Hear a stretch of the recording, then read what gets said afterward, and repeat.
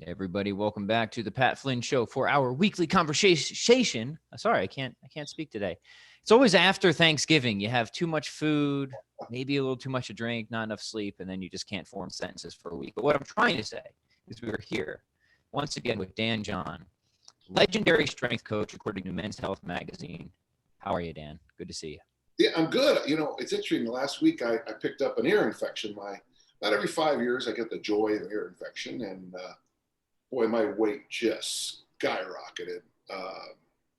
Yeah, I mean, obviously, the funny thing is I don't eat terribly much more at Thanksgiving. I really do.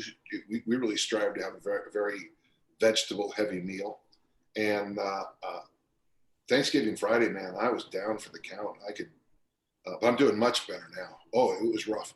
And the reason my weight matters is I got an Olympic lifting meet on Saturday. So in fact, I got my scale right here. As soon as we finish, I'll pop on it and see how much good I did in the last 48 hours. But I was right on my body weight, and then, geez, 10 pounds at least. Well, yeah. Wow. 10. So that's actually really weird, Dan. I didn't get diagnosed, but I got an ear problem over Thanksgiving. And I went for the voodoo. I put a little apple cider vinegar stuff in there, and it helped out considerably. So I have consistent ear issues. I always have since I was a kid. And every like 6 months or so, I have to go to the doctor, and they like do the blaster, the ear whack. It's absolutely disgusting. But it's just, yeah, it's one. So I don't know if it's being Irish and a seasonal thing, but I'm just coming off an ear issue myself. A lot of the people who say gluten and wheat, gluten is bad, dairy is bad, will often say, well, if you get a lot of ear infections, there you go. And I think, okay, let's say, okay, that's good. But I went boogie boarding with my grandson, and I think I just picked up half the Pacific Ocean in my ear. But it's only my right ear, and that's because this is the side of my face. Okay, I've had 6 broken noses, but this is the side of my face with all the surgeries. This is a fake tooth. I've had a surgery inside. I've had a surgery here, and then a really minor one once. But which is the funniest story because I was awake for that one. So I've had a lot of work done in this area, and I just think all the damage. I don't think I drain well. Yeah. And it's weird because anytime I start doing anything that involves a lot of neck mobility, that seems to drive it too. Oh, that's funny. You know what? I think it's one of those things where both could be true because, I've gotten swimmers here where I've gotten swimming, where I've gone swimming and stuff has just got caught in there. And that's massively unpleasant. But my number of ear issues and ear problems have gone down significantly from my childhood when my diet was far worse than it is now. Yeah. So maybe a little both and going on there. Yeah, right? and the nice thing about what you said there is that, maybe if you have issues with gluten and you have maybe a certain kind of, structure, that you're going to trend towards more ear infections. Does that mean that? I like the idea that it's multiple causation. I like that, and I think we miss that sometimes. You said both and I decided to just make it a lot more complicated. But yeah, it is. I think sometimes it is just there's a lot going on in the human system. Yes, but I of course am just speculating. And as interested as people are in hearing about our ear issues, maybe next week we could talk about what's the surgery everybody gets past a certain age for their eyes? Oh, LASIK? Not LASIK. Cataracts. Yeah, maybe next week we could talk about cataract surgery. But we'll actually, Dan, I want to talk to you about something specific on this episode that we've teased a few times, but I'd love some details about it and what you're doing with this because it's got such a great name, as many other things do. You've been working on, or you've already put out, Easy Strength for Fat Loss. And I thought this would be a great topic. We haven't explored it much in the podcast yet. So yeah, what is that? What is Easy Strength for Fat Loss? Let's talk about it. Mm-hmm. Well, it was just a strange thing, but so many of the people who have had good success with Easy Strength have been women. And I realize that with most of my programs, I get it. 80 to 90% of the people who do my work are male. I get that. But with Easy Strength, so many women mention, I got my pull-up up, but I also look better. The before and afters are amazing. And it got me into a deep dive. And then Mike Warren Brown told me, you should read the work of Rusty Moore. And so I went in and I bought Rusty's books. And by the way, Rusty and I have had several conversations. And his thing for fat loss is very simple. I mean, obviously there's, the usual stuff, eat your vegetables. Rusty Moore's eat your sauerkraut and kimchi, drink, don't get calories from fluids, but when it comes to the weight room for fat loss, he's a real believer in really high tension because he believes that high tension, and it comes right out of Power of the People by Pavel, literally comes right out of that book. He believes that tension makes the fat loss client look better. And then his big idea is that once I get my heart rate up after that workout, so, I do 3 sets of 3, 2 sets of 5, and 3, 4, 5 basic things. And then you walk out the door. So Rusty Moore's great insight is drinking coffee as I'm doing right now. Well, first off, get a great night's sleep, wake up fast, drink a lot of coffee, get that easy strength workout in. That all frees up free fatty acids. And then you go for the walk and you burn those free fatty acids off.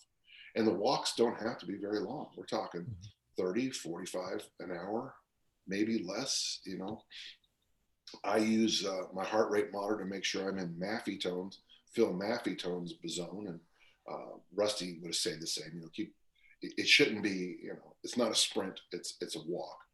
But the Maffei tone numbers are 180 minus your age for the high number, and then 160 minus your age for the lower number. And you try to stay between those two numbers. Now, obviously, if you're 20, that's going to be a lot higher than if you're 63. But what I've noticed is that when I do, so for me to walk in my Maffei tone numbers, I put on 5-pound ankle weights, both ankles, and I carry 3-pound hand weights. So it's not very much of a load. So it's heavy hands and ankle weights. But that extra load is enough for me to very gently get my heart rate into that zone. Right. I find when I'm walking just normally, my heart rate just doesn't. I think I've told you the story about when the machine was broken at my doctor's office, not calibrated right. And so Dr. Brunetti, my former student, freaked out and sent me to a cardiologist. And I think I've told you the story, but it's fun. So they got this big machine. It's this massive machine, and you can't drink coffee for 2 days. And they put this horse collar on your neck, and then they got a needle that's about to go into your neck that's going to raise you. It's going to give you a lot of stress. And I tell you, man, it makes you want to beat people up. If you feel like you're in a locked elevator fighting for your life, that injection. Right.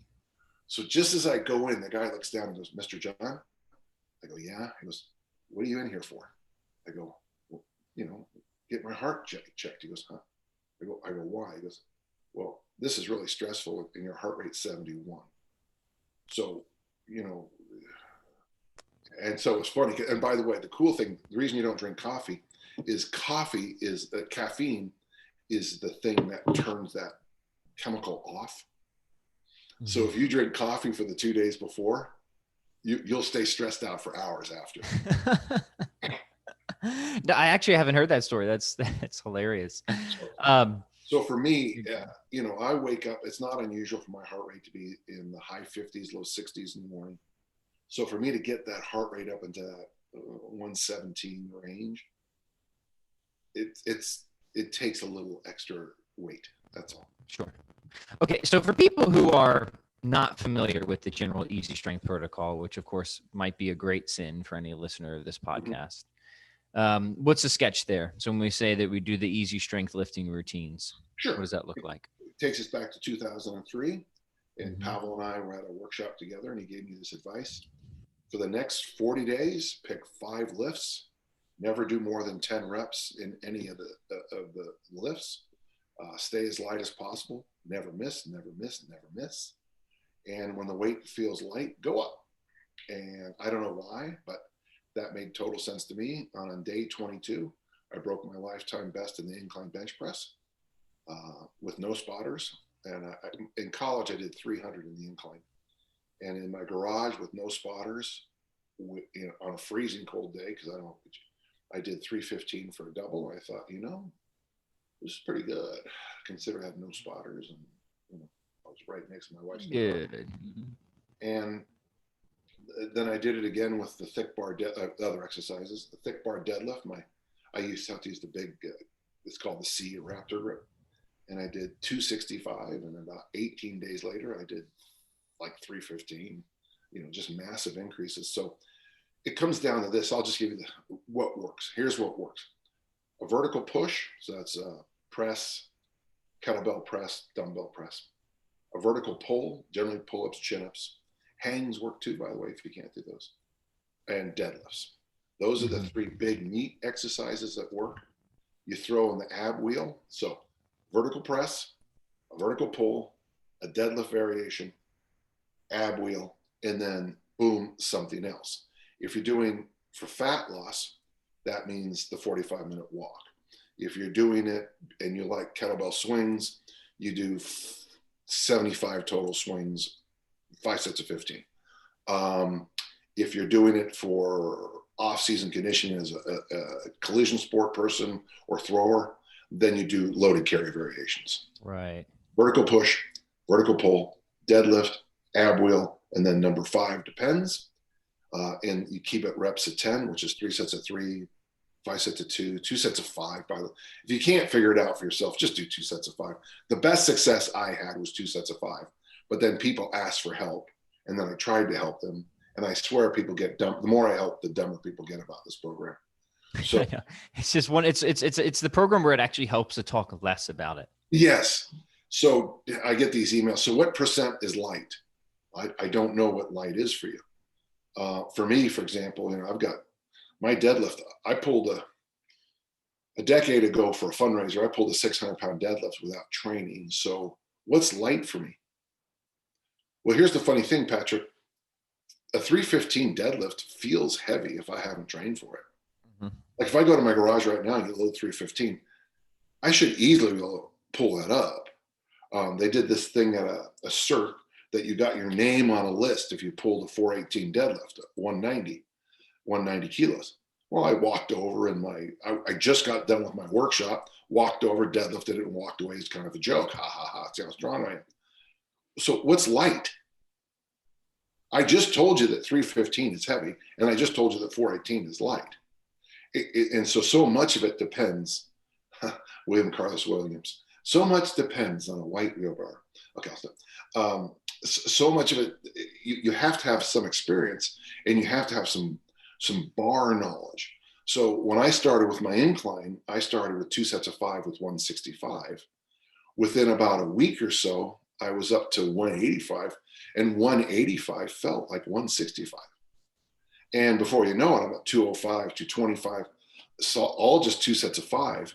But the 225 and 235 felt like 165 to me. Mm-hmm. Because it wasn't pushing it. Mm-hmm. And so if you miss a lift, I would stop the whole program, go in the mirror, slap yourself in the face a few times. Mm-hmm. And I just think it is that simple.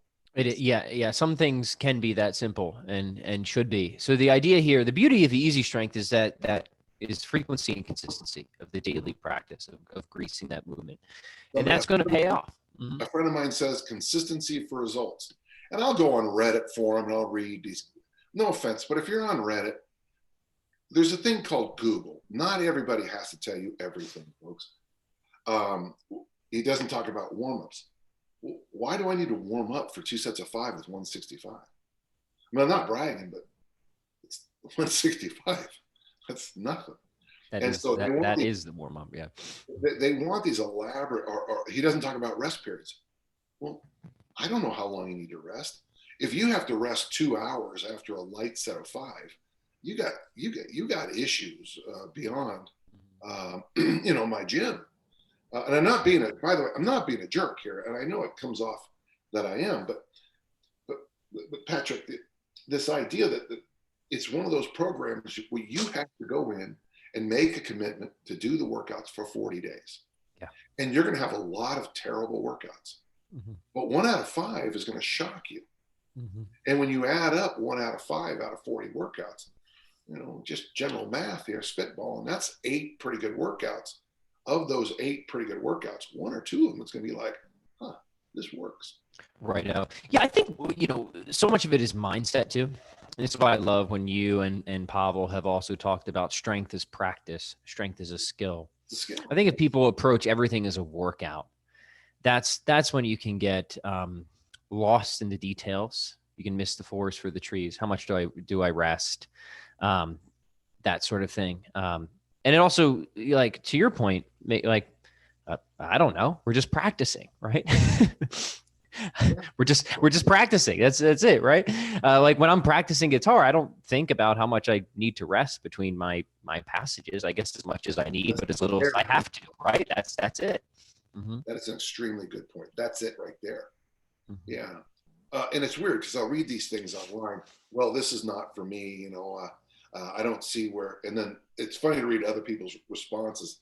Like the one guy responded, the guy did a 315 incline for 2. You're going to have some, it was a hypertrophy, why it doesn't build mass. If you bench incline 315 for 2, with probably a few more in the tank, you're going to be a big engine, So one of the things we're starting, especially easy strength for fat loss, especially females who do it, they are making some of the best progress in life because they're doing the 2 things that, well, getting stronger almost universally is the answer for women's physiques.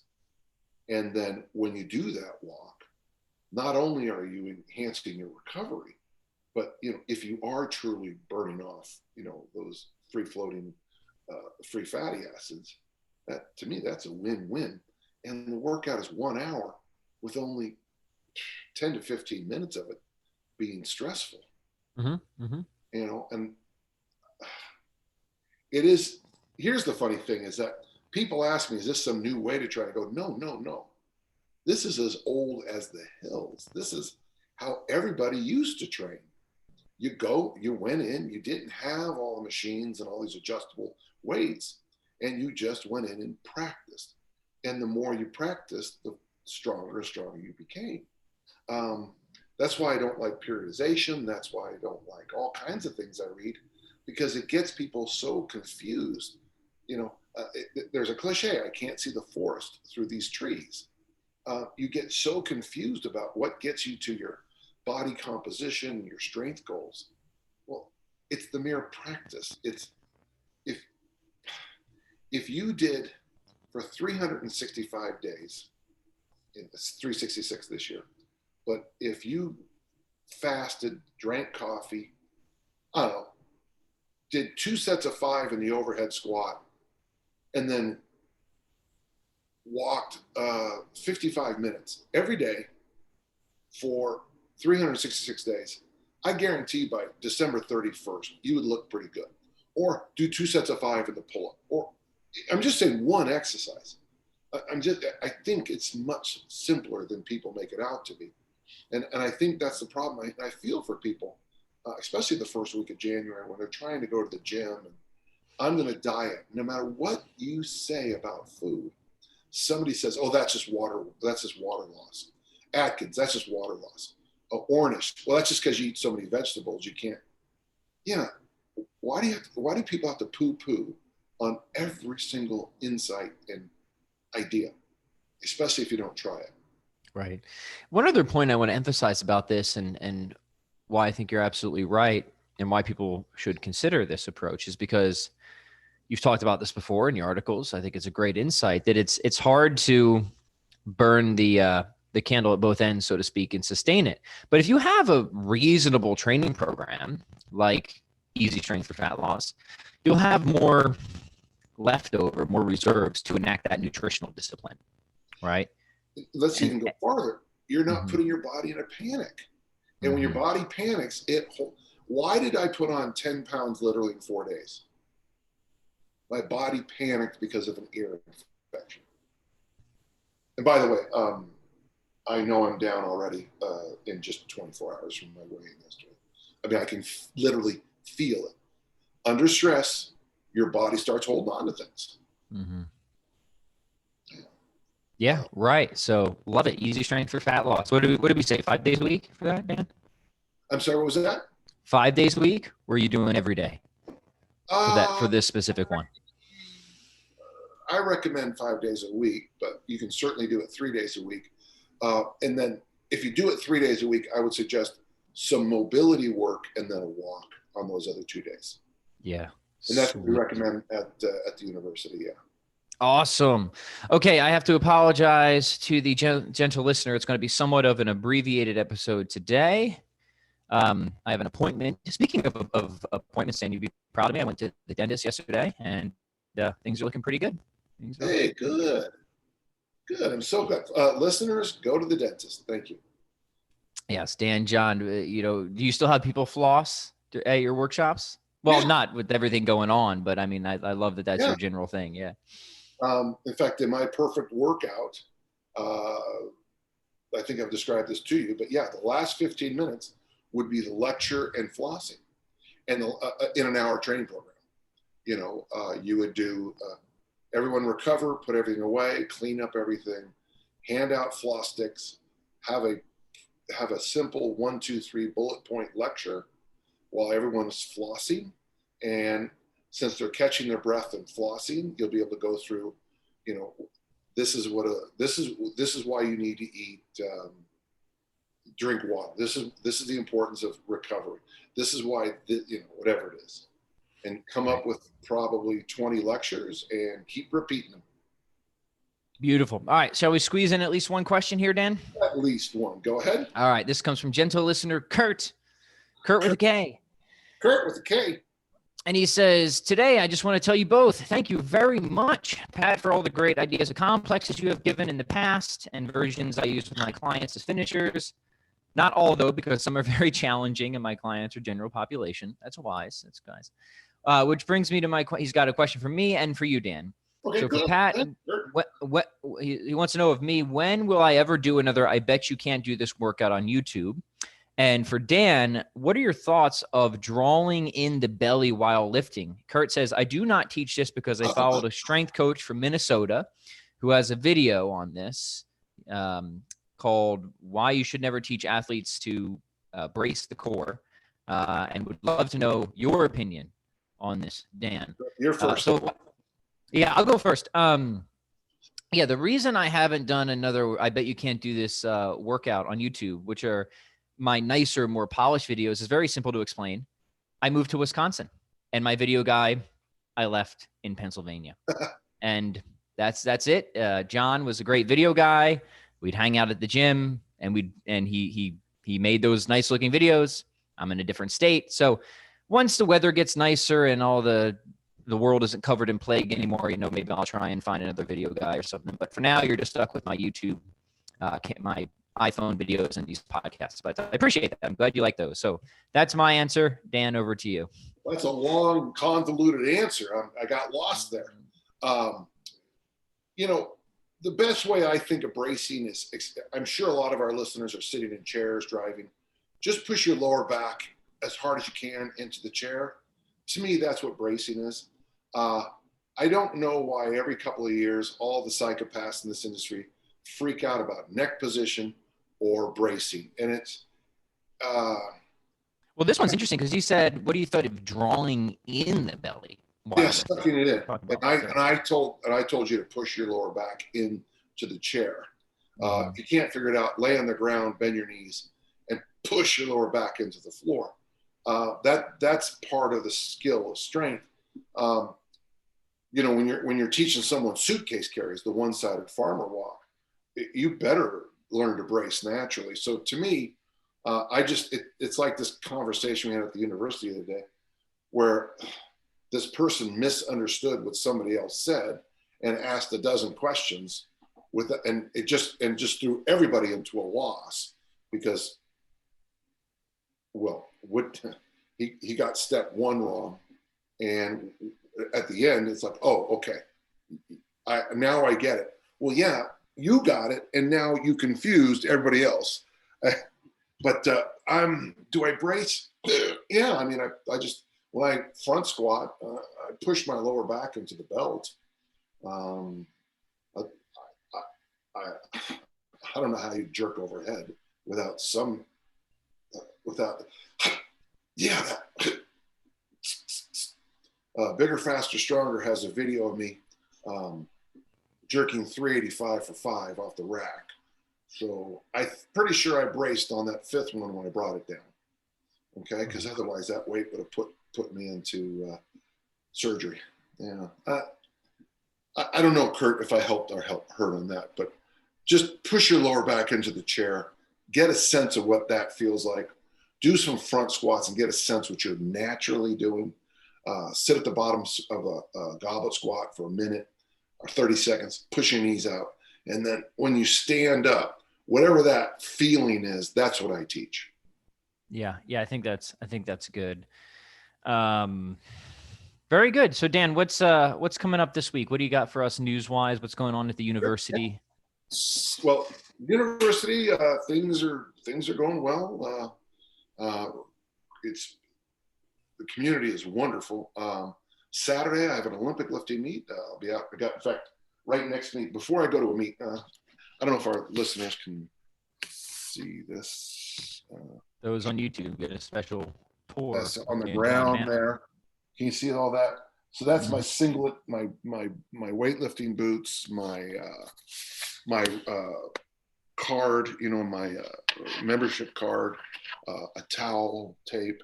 So when I compete, one of the first things I do is during the week is I put everything out, and then and I look at it and go, did I forget anything? Over 5 days, I'll walk around and go, yeah, I forgot this, but then I can just go over to a pharmacy and pick up if I forgot something, something minor. And if I can't find my singlet or my boots, I don't want to wait till Saturday morning, 6 a.m, to go look around the house like a maniac. So it's snatch and clean and jerk. I haven't really clean and jerk much. I've done a lot of snatches. I don't really need to practice the clean and jerk. I know what to do. This is an interesting thing I'm about to say. 45 years ago is when Dick Nottmeyer taught me how to Olympic lift. 45 years ago. Yeah, it's cool. And we still talk every month. That's super cool. And here it is 45 years later, and I'm still putting on the singlet and stepping on the platform. Love it. Well, I'm pumped because next week we'll be able to talk about how it goes. Feeling good, Dan? You ready for it? Well, maybe from the, it could be from the hospital wing, or it could be. We'll zoom you in either way. Yeah, it's good. I'll probably, we'll see about the lifts. It'll be fun. I'm very happy to still have the ability to lift. I've had so many major surgeries in my life. Some from DNA, some from sports. My facial surgeries, that's not DNA, that's sports. And it's just really, I'm just so happy that I'm still able to, step on the platform and go. Right. My goal right now is to be very reasonable in my choices for my lifts, and hopefully that will carry over till Saturday. Awesome. Well, we look forward to hearing about the experience and insights that come out of that. In the meantime, gentle listeners, check out Dan John University. Please, as always, share, support the podcast. If you're on YouTube, like, comment, share, subscribe. You know all the good stuff that we ask you for. Dan, as always, thank you so much. Well, thank you, Pat, and look forward next week. Thank you. Me as well. Talk to you then.